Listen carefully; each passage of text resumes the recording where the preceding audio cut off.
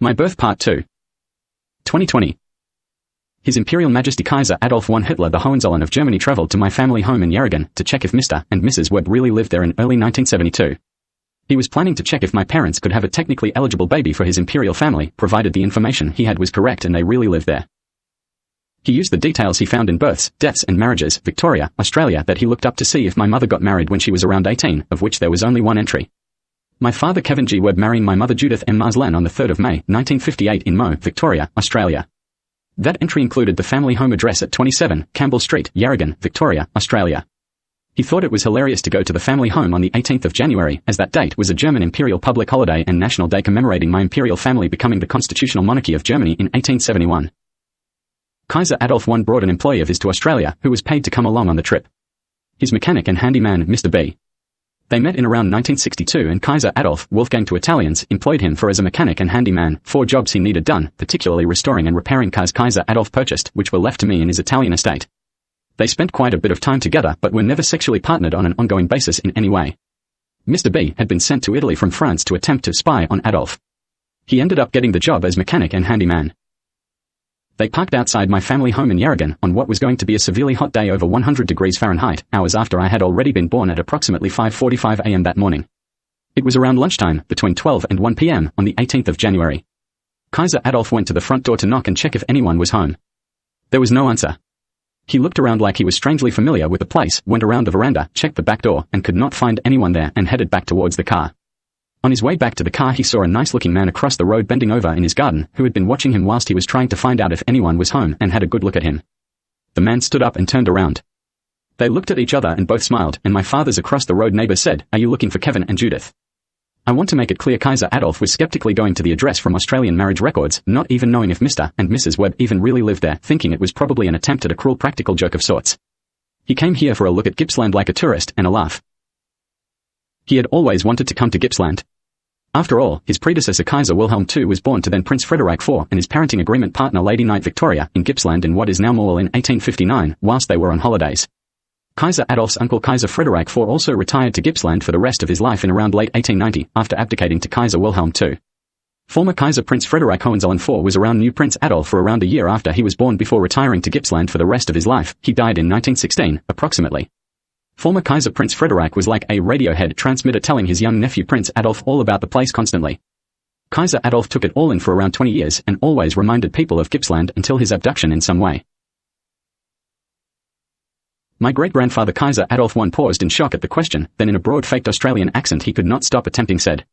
Yeah, cynically, like if it was a practical joke, it was getting more elaborate. Our neighbor replied with, "They're not home, she's having a baby. You could try the local hospital in Warragul, she went in last night." He was quite excited about my father Kevin having another child and politely gave him friendly directions, and they were on their way towards Warragul.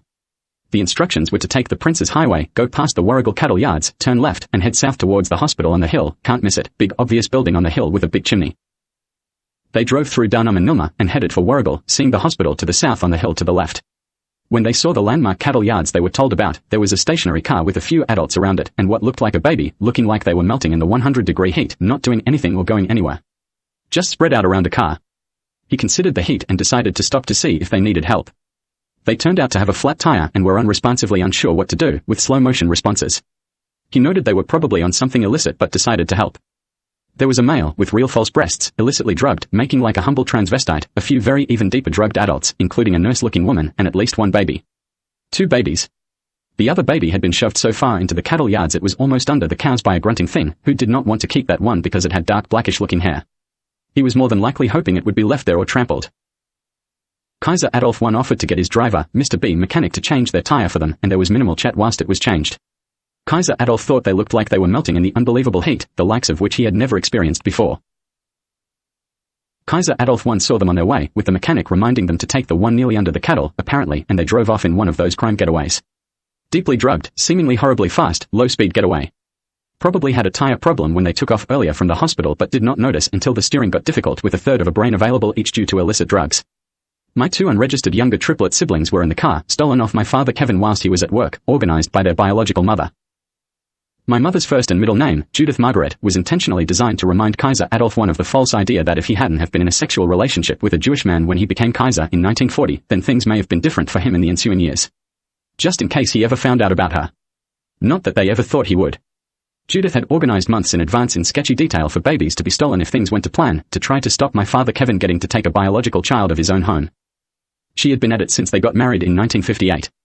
13 pregnancies before the one I was in, all stolen off my father before birth and dumped unregistered and ineligible. There were only 4 females in the household when I was born. My mother's identical-looking relatives 4 children to 4 different men other than my father Kevin. A Pedersen, a Rewald, a Richardson and a Van der Mullen. My triplet siblings, like all my other biological siblings, are completely ineligible for my Imperial Hohenzollern family. Kaiser Adolf I and the mechanic headed towards the hospital and turned left to go up the hill to it. They arrived and parked in the car park, with a Mr. B staying in the car. Kaiser Adolf I went to reception in the lower part of the hospital at one end and asked, with a skeptical grin, if Mr. and Mrs. Webb were at the hospital, who were having a baby. He was asked what relationship he was to Mr. and Mrs. Webb and replied with, I'm the great-grandfather, meaning of the baby. He was directed to the second floor of the other end of the building. He went to the other end of the hospital and headed inside. As he went in, he had garbled strange female screeching noises. Kaiser Adolf I headed up the same stairs my father Kevin did before sunrise, but in unbelievably hot after-lunch conditions and hearing the noise of a screeching screaming woman getting louder as he went up the stairs. When he got to the top of the stairs my mother screeched in a garbled out-of-control tongue-exhausted way, kill it, kill it. Have you got a gun? Just fucking shoot it or something, and etc. She had been yelling like a lunatic since my father Kevin left the hospital to go back to work around 6 a.m., for over 7 hours. A few topics with few variations on repeat the whole time. I was dead in the sink across from the stairs, not breathing with no pulse. My heart had stopped whilst Kaiser Adolf was climbing the stairs. I was being held under the water by yet another grunting thing, probably on drugs, possibly doing an impersonation of his own of what the baby from 1944 would have looked and behaved like when adult, who had something clearly missing, called Slobodan Praljak. I only found out who he was after he committed a very public suicide. He replied to my mother, who was through the doors in a room she had been in since morning, no, I don't have a gun, as if everything was fine, I was dead, no need to panic, everything was under control. Kaiser Adolf I said, what the fuck is she screaming that for? What is she screaming that for? Then casually brain scanned her for injury and pain, and said, she's not in pain or anything, what is she screaming like that for? Mr. Praljak saw a little silhouette of a man reflected in the backsplash of the sink, let me go thinking I was dead, and panicked thinking he was busted with a dead baby and a screaming lunatic, people pretending to be hospital staff, drugs, etc. He started making hurried excuses why she was yelling, including claiming she was just exhausted, but could not speak English well enough to communicate what he was trying to say, and headed towards her to shut her up, when Kaiser Adolf said, and what are you doing? He headed directly to my mother through the doors to try to shut her up, even put his hand over her mouth. Kaiser Adolf I noticed something in the sink, bobbling a little. As he got closer, he realized it was a baby, me, and then hurriedly reached in, grabbed me, and pulled me out in both hands extremely gently. He recognized his DNA was in there somewhere when he touched my bare skin with his hands and held me out. There was a very heartfelt and sad, oh no. How awful, the poor little child.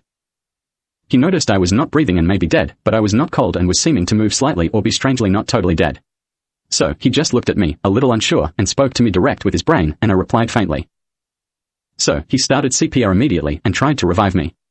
Kaiser Adolf Hitler the Hohenzollern held me upside down trying to get water out of my lungs, then realized that was wasting time. He then flipped me up and held me in one hand, bending me over backwards, holding my head and neck with his 2 forefingers, so that my head was tilted back, and my airway was open in the palm of his hand. He reached in and found my heart muscles with his 2 other forefingers under my underdeveloped ribs, with his fingers almost crossed at the tips, and started pumping my heart muscles as gently as he could with the tips of his fingers, and then breathed in my mouth.